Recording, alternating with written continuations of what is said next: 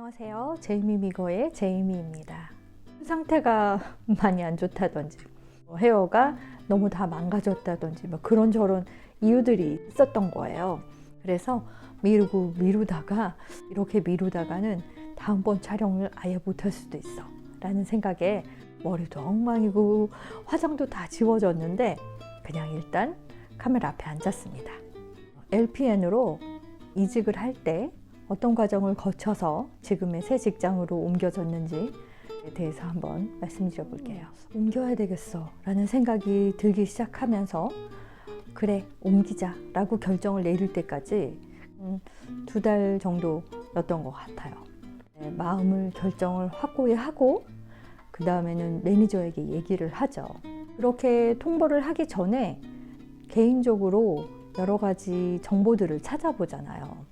주로 인터넷을 통해서 그 구직 공고들을 찾아보는 거죠. 제일 먼저 들여다본 것은 제가 일했던 병원은 큰 대형 병원이었으니까 같은 병원 안에서 직원들에게 오픈하는 구인 구직 광고란이 있거든요. 그러니까 병원 홈페이지에 직원들이 들어가서 볼 수 있는 페이지가 따로 있어요. 코로나 이전에는 50여 개 정도의 간호사 구인 공고들이 늘 있었고요. 그것도 저희 지역 안에서. 그리고 또 조금 더 떨어진 지역에서도 늘 그렇게 구인 광고들이 같은 병원 안에서 직원들에게 오픈이 되어 있었기 때문에 누구나 원하면 부서를 옮길 수 있었어요. 같은 병원 안에서 옮기는 것에는 한번 결정한 부서에서는 적어도 1년을 일을 해야 그 다음 부서로 옮겨갈 수 있다는 그런 게 있었거든요. 코로나 이후에 일반 클리닉에서 내과의 주치의 오피스들은 고인 광고가 거의 없는 거예요. 근데 저는 이제 그쪽을 원했었는데 알고 보니까 그 부서들은 아무래도 병원 전체에 돈을 벌어들이는 부서라기보다는 돈을 좀 더 많이 쓰는 부서들이고 해서 전문의 선생님들을 위한 간호사들 자리만 먼저 다 오픈이 되어 있더라고요. 그래서 아니면 다른 곳을 알아봐야 되나 하면서 생각하는 중에 이제 매니저에게 통보를 했죠. 미국에서는 법적으로 2주 전에 그만두겠다는 의사를 밝히도록 되어 있거든요. 매니저가 그때 당시에 저에게 부탁을 하기를 우리 부서가 조금 급해서 그러니 2주면 내가 너무 촉박하다. 너 대신에 사람을 구하기가. 그러니까 4주를 좀 주면 내가 너무 감사할 것 같은데 너는 어떠니? 라고 말을 해서 야박하게 말을 할 수가 없어서 알겠습니다. 그러면 4주 동안 더 일을 하는 걸로 하고 제가 이제부터 인터뷰를 보러 다니겠습니다. 했어요.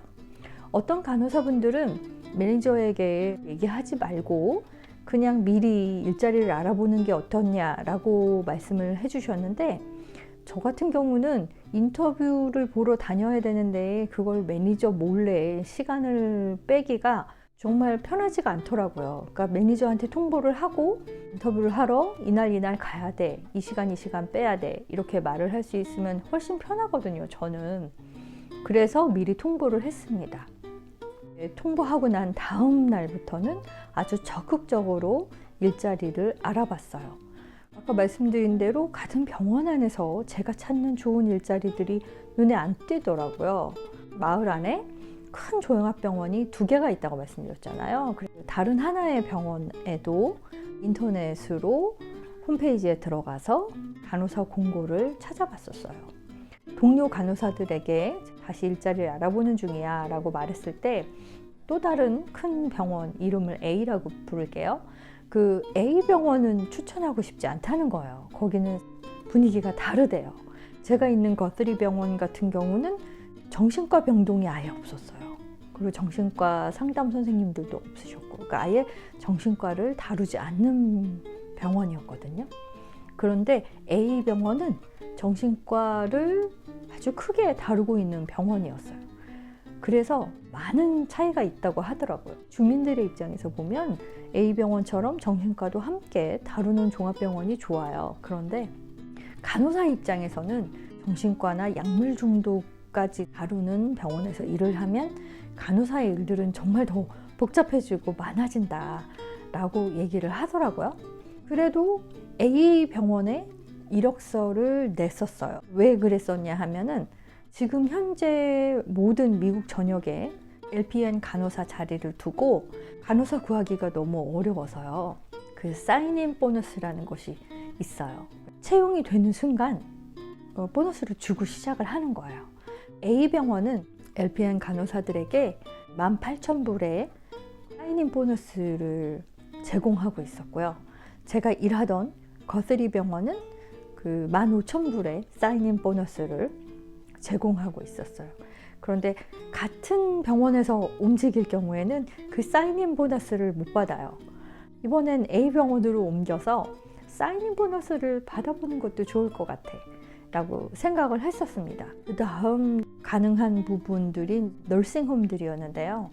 닥터 오피스에서 일하는 LPN 간호사들보다 시간당 8불에서 10불 정도로 더 주거든요.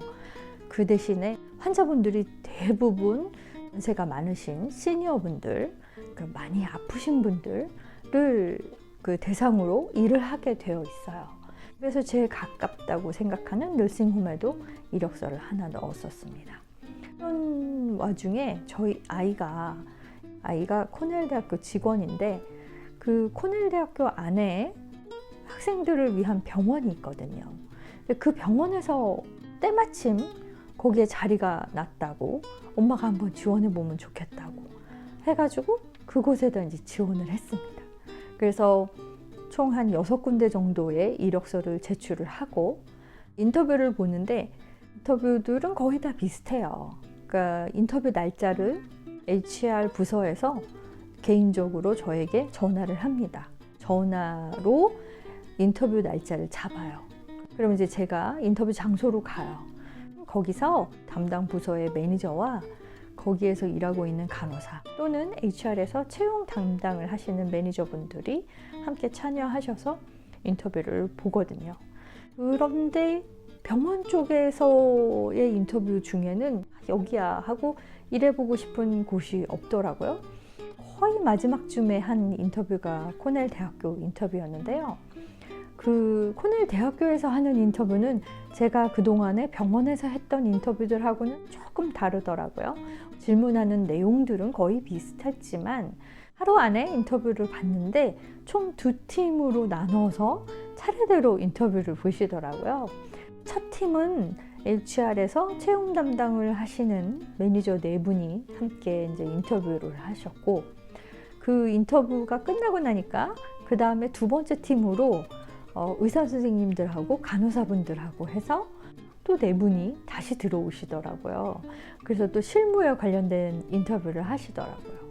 모든 인터뷰의 가장 기본적인 내용은 제가 그동안에 어떤 경력을 가지고 간호사로 일을 했었는지 거기에 대한 질문들이 가장 많으셨고 갈등이 생겼을 때 어떻게 해결하는가 그것은 환자와의 갈등 또 동료와의 갈등 그 다음에 의사와의 갈등 여러 가지 갈등 상황들을 제시하시면서 그럴 경우에 어떻게 갈등을 해소하려고 노력하는가 살아오면서 가장 힘들었던 점은 무엇인가 또는 뭐 병원에서 일하면서 가장 중요하게 생각하는 생활 규칙은 무엇인가 이런 정도의 질문들이에요. 제가 벌써 3년 넘게 일한 간호사잖아요. 그러니까 그런 질문들은 오히려 쉽더라고요. 근데 그 중간에 어떤 인터뷰를 한번 했었냐면 저희 아이가 제게 간호사 말고 엄마 그 대학교 안에 사무직들이 있는데 엄마 정도면 충분히 지원하실 수 있어요 라고 말을 하면서 용기를 주더라고요. 인터뷰를 하자고 해서 2번을 줌 미팅으로 인터뷰를 했었거든요. 줌 미팅 하기 전에 먼저 본인들이 하실 질문 리스트를 이메일로 보내주시더라고요. 근데 그 질문들이 얼마나 어려운지 몰라요. LPN 간호사가 되면서 여러 번의 인터뷰를 봤는데요. 그 사무직을 하시는 분들처럼 그렇게 어렵고 까다로운 질문을 받아본 적이 없어요, 여태까지. 어쨌든 그 질문들을 저희 영작을 해가면서 좀 달달달 외우고 해가지고 인터뷰를 했었어요. 이게 술술술 안 나오는 거예요. 자꾸 영어가 막히고.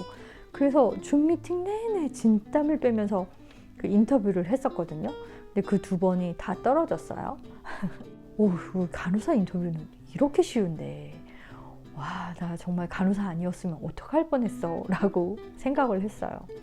일했던 거스리 병원에서 2개의 자리가 연락이 왔었고, 같이 일할 생각이 있으면 2주 안에 연락을 달라 이렇게 연락이 왔었고, 제가 지금 합격한 오리엔테이션을 하고 있는 그 코넬 대학교에서는 연락이 왔는데 긍정적으로 생각을 하고 있습니다. 그런데 조금 더 시간이 걸릴 것 같으니 좀 기다려 주십시오 하고 이메일이 왔어요. 어차피 매니저에게 4주 정도 여유 있게 일을 마치고 나가겠습니다 했기 때문에 알겠습니다, 조금 더 기다리겠습니다 하고 얘기를 했죠. 연락이 온 2팀에게도 제가 인터뷰를 본 게 있는데 거기와 함께 조금 더 생각을 해봐야 할 것 같아서 생각할 시간을 좀 더 주십시오라고 매니저들에게 이메일을 썼었어요. 근데 다행히 2 부서가 다 자기들도 다른 그 후보들을 인터뷰를 하고 있다고, 그래서 기다리게 됐습니다. 3주쯤 지나고 같이 일하기를 결정해 주시면 LCR을 통해서 절차를 밟겠습니다 하고 마지막 이메일이 왔어요. 다행히. 대학교 쪽은 병원 쪽보다 훨씬 조금 더 느리더라고요, 일하는 절차가. 그 병원들은 일하겠습니다. 그럼 바로 그럼 언제부터 시간 되세요? 가능한 시간이 된다라고 말하면 그 길로 그날부터 바로 일사천리로 그 모든 서류 작업이랑 이런 게 다 진행이 되거든요. HR에서 완전히 절차가 다 됐다고 연락을 받고도 백그라운드 체크업을 위해서 따로 고용된 회사가 있어가지고 그 회사에서 또 연락이 와서 백그라운드 체크업을 하겠다고 그러고 신상 정보를 알아가지고 가서 또 일주일이 소요가 되고, 추천서를 달라고 하고 추천을 해준 사람에게 연락해서 의견을 듣는데도 또 일주일이 소요가 되고, 시간이 오래 걸리더라고요. 새로운 간호사를 1명 뽑는데. 새로 출근하는 날짜를 받고 일을 그만두고, 그리고 한 2주 정도 텀을 뒀어요, 출근하기 전에. 그래서 어쨌든 지금은 잘 옮겨서 이제 다음 주면 오리엔테이션이 다 끝납니다. 오리엔테이션을 하는 과정에 제가 이렇게 들여다보니까요, 대학교 안에 있는 학생들을 위한 병원도 조직이 참 큰 편인데 정말 또 분위기가 다르더라고요. 그래서 제가 언제 한 번 또 시간을 내서 얼마나 다른지도 여러분께 한번 설명을 해드리겠습니다. 이렇게 오늘도 여러분께 제가 가지게 된 또 다른 정보를 하나 나눴네요. 편집하다 보면 정말 쓸데없는 얘기를 제가 많이 하거든요. 이거 편집하는 동안에도 제가 쓸모있는 말만 했어야 될 텐데 걱정입니다. 늘 건강하시고 행복하세요. 감사합니다.